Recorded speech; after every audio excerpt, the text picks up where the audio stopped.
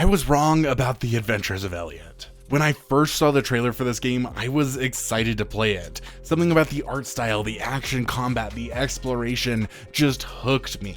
Until they released the first demo on the Switch 2, which I decided to try out, and to my surprise it actually supported couch co-op, which is what this channel is all about. So I dove into that demo, I loved it, I tested out the co-op just a tiny bit, and found it to be a small assist mode. So that's what I told my viewers, this game looks fantastic, the demo's a lot of fun, but the co-op is just an assist mode. So I picked this one up thinking that the co-op wouldn't be very interesting, just as a little treat for myself, for little old me. But when the co-op turned out to be a bit more and a bit less than I expected, I knew I was gonna have to make a video about it. So before we touch on all the co-op bits, what is this game? You play as Elliot, an adventurer in a world filled with beast tribes just outside the city gates. The king summons you to explore an ancient dungeon of sorts, and it turns out to contain a portal, or a doorway technically, that can take you to ages gone by. You'll end up visiting 4 different time periods to save the kingdom from certain doom. The world is packed with monsters to slay, dungeons to explore, weapons to find, and various different ways to increase your power. It has a few Metroidvania aspects where you'll need to unlock certain powers linked to player 2 before you can actually go to some places, but for the most part this is an open world game, and all 4 ages are open once you unlock them. There are 7 different weapon types you will collect throughout your adventures, and they each work differently so you can figure out what you like or what fits the situation best. But you can also find more powerful versions of those weapons as you get farther into the game, which I loved. Playing as Elliot is cool and fun. You can equip 2 of these weapons at a time and swap them out quickly with a scroll wheel. You get to explore the world and all of these dungeons and just have a grand old time. There are even 2 different inventory components to making yourself more powerful. One is the trinkets you can equip. These do things like giving you a hover ability or making enemies drop more gems. You start with 1 trinket slot but can unlock up to 3. The second thing you'll need to manage is magicite. These are different gems that imbue each of your weapons with special characteristics. Every weapon has its own different box where you'll stuff these gems to upgrade it, and you can swap them out whenever you want. At first, your box is really small and can only fit a few gems depending on their slot space, but you can upgrade the box to hold more, and as you go along, you'll also get a variety of different magicite so you can customize your weapons the way you like by upgrading their crit damage or adding elemental features. Exploring the optional parts of the world will land you with a couple different pieces of loot. First off, you have the weapons and the magicite that we already talked about, but then you also find heart shards and even specific dungeons where you know you're going to get a heart shard. These of course help you increase your maximum health. Lastly, you will also find shrines to unlock and upgrade magical powers, which is where we can finally talk about player 2. From the beginning of the game, you would have no idea that it supports couch co-op unless you had seen it on the backside of the case or on the website. In fact, you actually have to play through a decent portion of the game before you unlock the ability to play together. I would expect at least an hour and a half to 2 hours if you just focus on the story. I personally was just enjoying exploring the demo, so it took me 4 hours before I unlocked co-op. This late of an unlocking of this feature is obviously a negative for playing co-op together. First off, story is a fairly large part of this game, and your second player will have missed all of that up to this point, unless they were watching you play through while not playing themselves, I guess. So they likely won't be invested in it. Which actually brings me to another point. The story is a large part of this game, and there are a lot of cutscenes. So if you have someone who hates sitting through story cutscenes in a co-op game like my wife, for example, that might be another negative. Though I found the story interesting enough, I definitely prefer less cutscenes than this game has, though it's definitely worth playing through to the true ending if you actually want the story to be wrapped up. But hey, how exactly does co-op work? Player 2 joins the game as your invincible fairy companion, Faye. Faye is entirely controlled by player 1 in solo play, so this is mostly, but not entirely, just splitting of abilities between player 1 and player 2. As Faye, player 2 can fly around the map within a limited distance of Elliot and perform simple actions such as attack enemies with a little thwack on the head and collect any drops on the ground like health, currency, or power-ups. And lastly, but most importantly, use her magical abilities. As I briefly mentioned, Faye's magic is the Metroidvania aspect of the game. You'll need some of these to actually get through certain areas or complete certain puzzles. Her magic, however, is limited by what is basically a stamina bar. It can only be used for so long before you need to let the magical energy regenerate.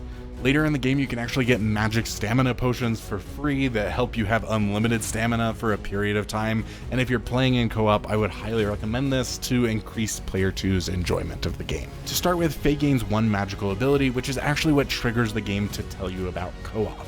That ability is to light on fire, which can be used to light lanterns, to give light or solve puzzles, and additionally can be used to light enemies on fire and damage them.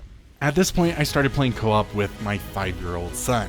It's an assist mode where he's invincible, and he can whack things on the head, break barrels, collect items, and light things on fire, all with simple controls, none of which really interferes with me, but all of which are helpful to me. He had a ton of fun, and I enjoyed playing with him. The fire ability remains your only ability for a while, which makes a fun assist mode for a kid or someone who does not want to be really involved. But as you get farther into the game, you start unlocking other powers. The first being a power that makes Elliot move very quickly in a somewhat difficult to control dash. While this was one of my favorite abilities in solo because it allowed me to move quickly through areas that I already knew fairly well, it made our assist mode a little trickier as it gave full control of Elliot's movements to player 2. A problem since my son didn't know where I wanted to go, and as I said, it's a little bit tricky to get a handle of as an adult, much less as a young kid. On top of that, with the addition of a second power, my son could now swap between them and would often accidentally trigger the dash instead of the fire in the middle of a fight, and off Elliot would go dashing into a wall or off a ledge. This power made the assist mode a little more interesting and a little more suited to somebody more involved, while making it a lot more frustrating for me to play with my son. You'll also unlock another ability to teleport Elliot to where Faye is, which can be used in some quick puzzle solving or to get to tricky ledges, which made player 2 slightly more interesting again, but also gave another ability for my son to accidentally teleport Elliot right into an enemy instead of lighting them on fire like he was trying to do. Lastly, you'll get another 2 powers that are fun to use and act a little more like the fire ability with little interruption to the way player 1 plays, but they can help solve puzzles and make player 2 a lot more interesting to play as.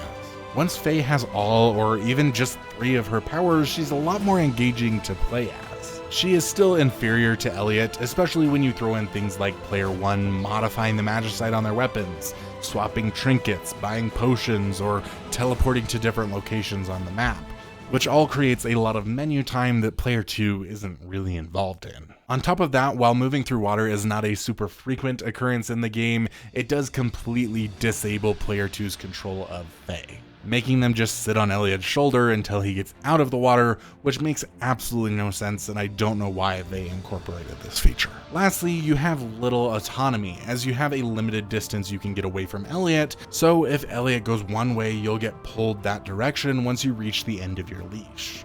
The last inconvenience I'll mention is that it actually disconnects player 2 when you reload a save, rather than paying the endgame currency to revive yourself.